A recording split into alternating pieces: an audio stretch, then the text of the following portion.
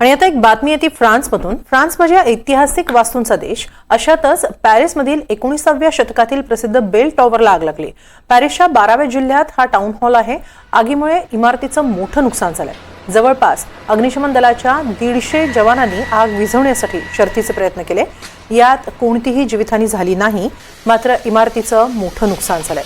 शिवाय या इमारतीचा प्रसिद्ध असा बेल टॉवरचा भाग कोसळण्याची भीतीही निर्माण झाली आहे। आजूबाजूचा परिसर त्यामुळे रिकामा करण्यात आलाय आणि इमारतीच्या बाजूने सुरक्षा कवच उभारण्यात आलंय। आग नेमकी कशामुळे लागली याबाबत अद्याप माहिती मिळालेली नाही। त्या संदर्भात चौकशीचे आदेश पॅरिसच्या महापौरांनी दिले। रात्रीच्या सुमारास ही आग लागली। हा टाउन हॉल 1876 मध्ये बांधण्यात आला होता। तसंच जवळपास 36 मीटर उंचीचा बेल टॉवरही उभारण्यात आला होता। मुख्य इमारतीच्या प्रवेशद्वारावरच हा बेल टॉवर आहे।